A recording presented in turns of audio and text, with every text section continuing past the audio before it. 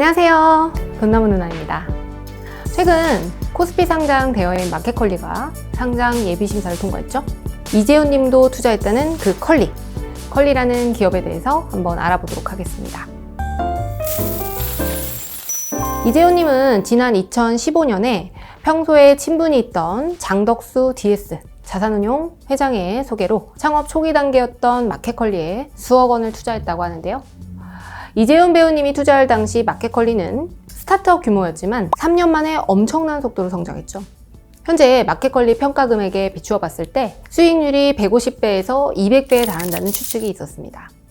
그러나 이재훈 배우님이 19일 공개된 웹 예능 튀르키 에즈 온 더 블럭에서 스타트업에 투자한 것은 맞지만 수백억 원의 수익을 낸 것은 아니다. 그럼 난 여기에 없다. 이렇게 밝히기도 했었는데요.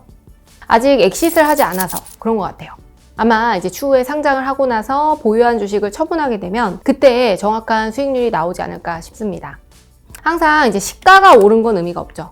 실제로 수익 실현을 해서 주식을 판 돈이 내 통장에 들어와야 의미가 있는 거죠. 컬리는 코스닥이 아니라 코스피, 유가증권 시장에 상장하는 것으로 지난 3월에 신청을 했고요. 5개월 만인 8월이 다 돼서야 상장 예비심사 결과 요건을 충족해서 상장에 적격한 것으로 확정이 되었습니다. 컬리는 원래 나스닥 상장을 하려고 했었는데요. 이제 미국에서 상장을 하게 되면 금융회사에 지불해야 되는 수수료가 국내 상장 시 필요한 수수료의 2~3배 수준인데다가 국내 법인이 이제 미국에 상장을 할 경우에는 일반적으로 현지에 법인을 설립해서 기존 국내 법인을 이제 미국 법인의 100% 자회사로 만드는 방법이 쓰이는데, 이때 기존 주주들이 이제 컬리 주식을 취득할 당시에 지불했던 금액과 현 시점의 순자산 가치 차액을 양도 차익으로 인식해서 10에서 30%의 양도세를 부과하게 됩니다. 이 양도세는 이제 창업주와 기존 주주들한테는 이제 큰 부담이 될 수가 있는 거죠. 또한 IPO 시장이 이제 미국보다는 국내가 호황을 이어가고 있어서 한국 거래소행을 결정하지 않았나 하는 것이 업계의 의견입니다. 더불어 컬리의 경우에는 신선식품에 치우쳐져 있는 이 포트폴리오도 미국 자본시장의 관심을 끌기에는 역부족이었을 것 같아요. 보통 유가증권 시장 상장을 할 때 상장 기업들의 심사 소요기간이 통상 3개월 정도라는 점을 고려하게 되면 컬리는 5개월로 비교적 이례적으로 긴 시간이 걸렸습니다. 컬리의 경우에는 계속해서 적자를 내고 있는 데다가 창업주인 김슬아 대표의 지분율이 극히 낮다는 점이 이 심사를 지연시키는 원인이 되는데요. 먼저 컬리의 재무제표를 한번 살펴보도록 하겠습니다.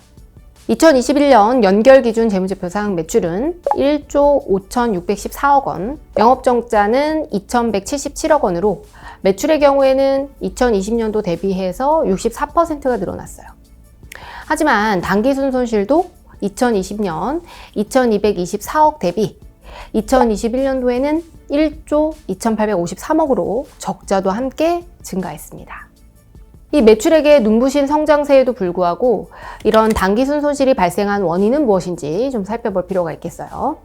컬리 관계자는 적자 이유에 대해서도 이 지속 성장을 위해서 인프라의 선투자를 단행했고, 물류센터의 이제 추가 가동, 그리고 이 샛별 배송이 가능한 지역을 확대하는 등 이런 것들도 있었지만, 이 실제 비용 상승에 따른 손실이 아니라 우선주를 부채로 인식함에 따른 회계상의 착시다, 이런 표현을 했는데요.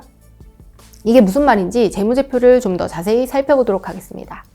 현재 컬리 손익계산서상 영업손실은 2,177억인데 당기순 손실이 1조 2,853억이나 되죠.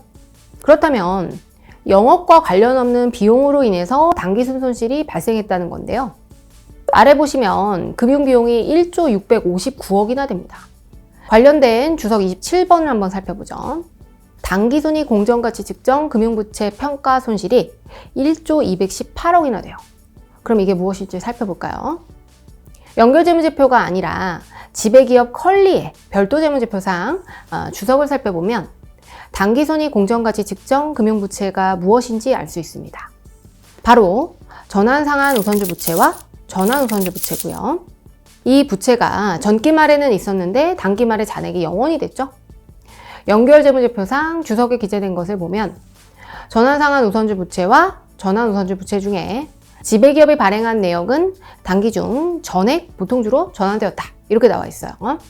여기서 전환상환 우선주에 대해서 먼저 말씀을 드리면요. 이걸 상환전환 우선주 혹은 RCPS라고 부르기도 하는데요. 이제 투자자 입장에서 기업의 주식 가치가 커지는 경우에는 보통주로 전환할 수 있는 반면에 회사 가치가 이제 하락하거나 이 회사가 망하게 되면 합의된 금액에다가 이자를 더해서 이렇게 원금을 회수할 수 있는 채권입니다. 즉 주식과 채권의 성격을 동시에 갖고 있는 복합 금융 상품입니다. 투자자 입장에서는 회사가 가치가 올라가면 보통주로 전환하면 되고 가치가 내려가면 상환권을 행사해서 원금을 회수하면 되니까 유리한 조건이죠. 따라서 최근에 이제 스타트업 투자를 유치할 때 이렇게 자주 활용되는 수단이고요.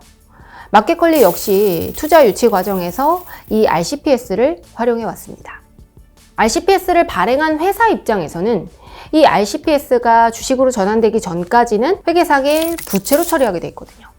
그리고 나서 매년 평가기관을 통해서 공정가치를 재평가하게 됩니다. 향후 현금 흐름 등 다양한 요소를 기반으로 기업 가치를 평가하고 이 기업 가치가 커지면 RCPS도 같이 커지는 구조가 되는 거죠. RCPS가 발행한 회사 입장에서는 부채이기 때문에 부채가 커지면 회사 입장에서는 갚아야 될 금액이 늘어나죠. 결국에는 평가 손실도 같이 늘어나게 됩니다. 결국 마켓컬리가 조 단위 손실을 기록한 것은 최근 컬리가 상장을 추진하는 과정에서 이 RCPS를 모두 보통주로 전환하기 전에 재평가를 했고 이 과정에서 기업 가치가 커진 것이 부채가 늘어나면서 오히려 손실로 잡히게 된 것이라고 볼 수 있는 거죠. 반면에 RCPS 투자자 입장에서는 저렴한 가격으로 투자했던 원금 대비 몇 배의 가치를 가지는 주식을 받게 되니까 이득인 거죠. 그래서 이재훈 님도 200배를 벌었다느니 이런 말들이 나오게 되는 겁니다. 이 평가 손실은 현금이 유출되는 비용은 아니고 기업 가치가 상승한 기업이 우선주를 보통주로 전환할 때 불가피하게 발생할 수밖에 없는 그런 회계상의 비용에 해당이 되기 때문에 마켓컬리의 단기 순손실은 우리가 일반적으로 생각하는 그 적자에 대한 개념과는 좀 구분해서 생각할 필요가 있겠습니다. 어쨌든 컬리의 경우에는 이렇게 적자임에도 불구하고 상장까지는 무난하게 통과할 것으로 보이는데요. 이 소카도 진행을 했었던 그 유니콘 특례 상장이라는 제도 덕분입니다. 이 제도는 적자인 기업이어도 상장이 가능하도록 한 제도인데요. 그러나 업계에서는 이 정도 수준의 적자 기업이 코스피에 상장되는 건 투자자들을 우롱하는 일이 아니냐 이런 비판이 있기도 합니다. 2016년 적자임에도 불구하고 기술 특례 상장 제도를 이용해서 코스닥에 상장됐던 신라젠의 경우에는 상장 후 3년이 지나지 않은 시점에 임상 중단 권고로 인해서 주가 폭락과 문흥산 대표의 배임 이런 것들로 인해서 현재 거래가 정지된 상태입니다. 오는 10월에 상장 폐지 여부가 결정되죠. 다시는 이런 일이 없도록 이렇게 치열해지는 이커머스 시장 속에서 창업주를 포함한 초기 투자자들이 상장하고 나서 그냥 엑시트하면 그만이다, 팔고 나오면 그만이다, 이런 무책임한 생각을 좀 버리고 실질적으로 이 적자를 회복할 수 있는 방안을 좀 적극적으로 마련해야 되지 않나 하는 것이 제 개인적인 의견입니다.